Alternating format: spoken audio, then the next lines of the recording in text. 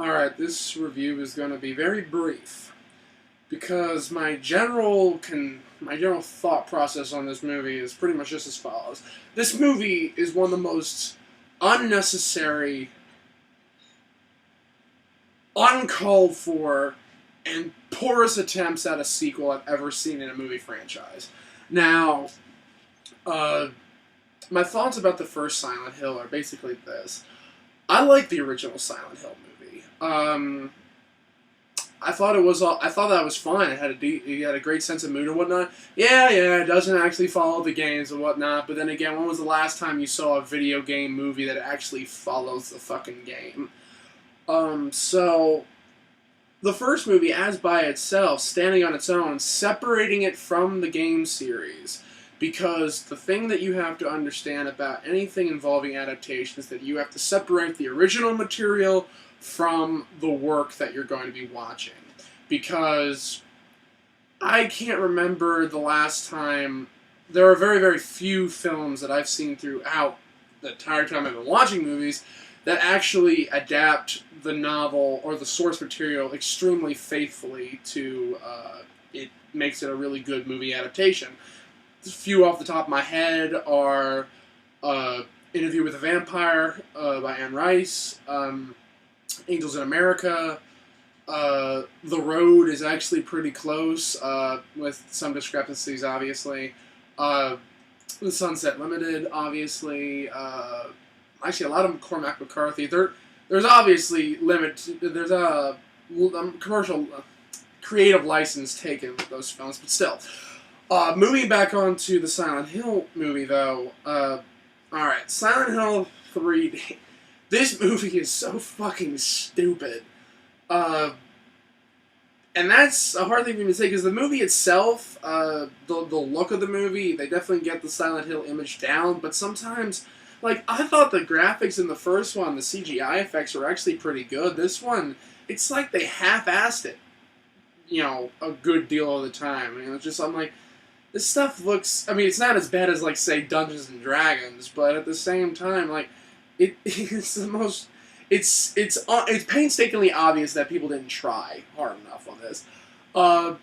And the director they got for this, I believe it was Michael Bassett, he had done work before. I'd seen his movie Solomon Kane, which I thought was a really good movie for what it was, and I got excited, actually, when I first saw that he was taking the helm, because Roger Avery was in jail for manslaughter charges and all that jazz, which, he's fucking in there for manslaughter, but at the same time, though, one of the reasons why I like the first movie is because Roger Avery was the guy who did it, and Roger Avery is a hell of a writer, and no one gives him enough credit nearly as much as they should. Actually, if anyone is interested in seeing anything from Roger Avery was the guy who co-wrote Pulp Fiction.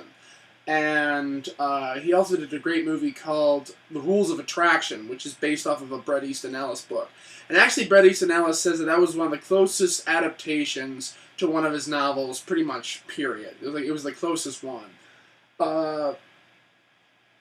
But Roger Avery's a good writer, and I was really excited for the sequel because he was doing it.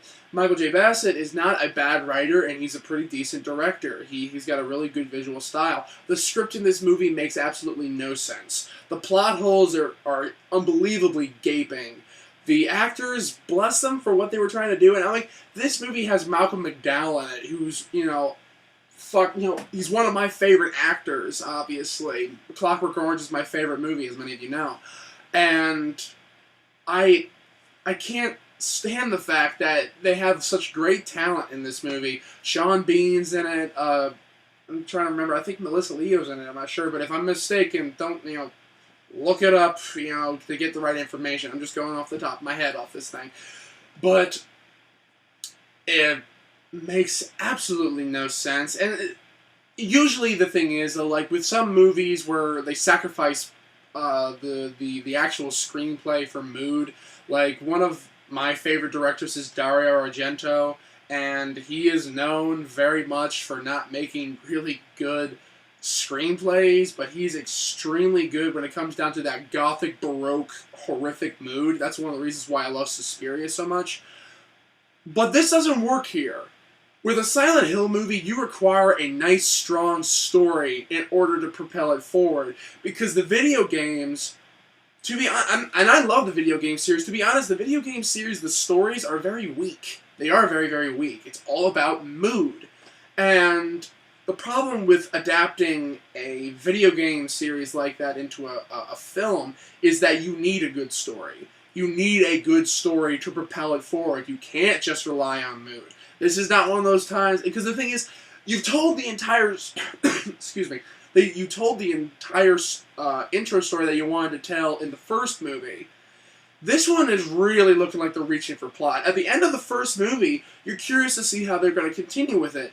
Then they just go off on this ridiculous tangent, and I just really... It's pandering to the audience intelligence. And the actors try to do their best job with the material given, but it's so poorly written and constructed that you can see them struggling the entire time.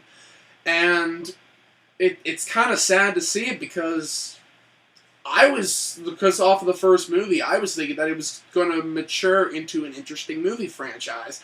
Now I can see it probably has less potential than the Friday the 13th movies. It just has a bigger budget, that's all. And I can't stress to the fact to the people enough that, one, if you like the original Silent Hill movie, and also if you especially also love the games, don't bother wasting your time on this film. To be honest, it's not even worth streaming for free. I'm actually kind of pissed that I ended up spending money on it. But, you know, that is what it is. So, the bottom line, and this is obviously a really short review because, you know, there's not much to say about this movie that is good and bad, because almost, to take a line from Red Letter Media, it's really hard to explain it because almost everything in this movie is wrong.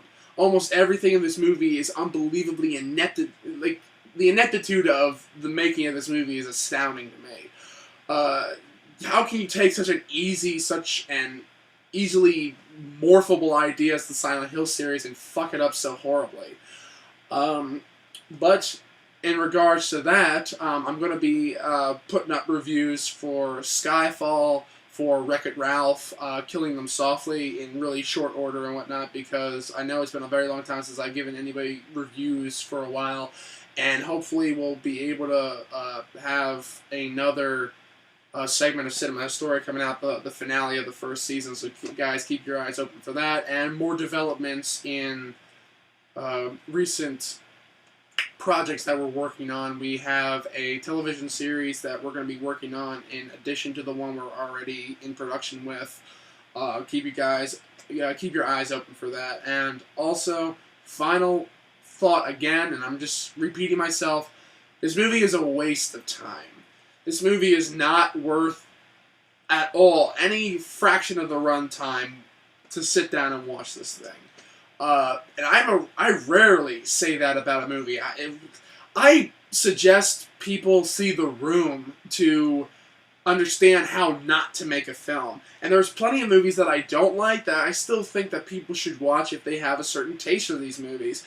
This movie is one of the few times where I literally say it's not worth the time. It's not worth any fraction of the time to even to soothe your curiosity. Just don't even worry about seeing it, because it's without a doubt one of the worst horror films I have seen next to The Devil Inside.